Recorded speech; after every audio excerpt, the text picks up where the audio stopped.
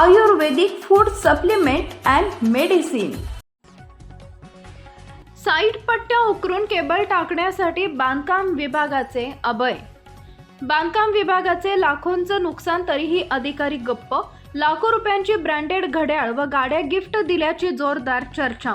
सातारा तालुक्यातील परळी विभागात मोबाईल नेटवर्कच्या कंपन्यांनी केबल टाकण्यासाठी साईट पट्ट्या व रस्ते उकडून टाकल्यामुळे काही महिन्यांपूर्वी लाखो रुपये खर्चून केलेल्या रस्त्याचे व साईट पट्टीचं लाखोंचं नुकसान झालंय।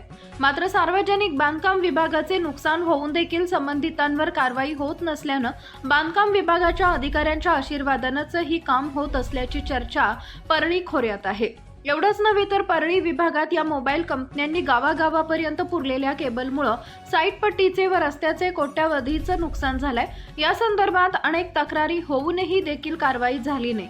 मात्र या सगळ्यावर पांघरून टाकण्यासाठी अधिकाऱ्यांची तोंड बंद करण्यासाठी लाखो रुपयांची घड्याळे व गाड्या गिफ्ट केल्याची चर्चा परळी खोऱ्यात असून आता जिल्हाधिकारी या प्रकरणी चौकशी करून संबंधितांवर काय कारवाई करणार याकडे सर्वांचं लक्ष लागून राहिलंय।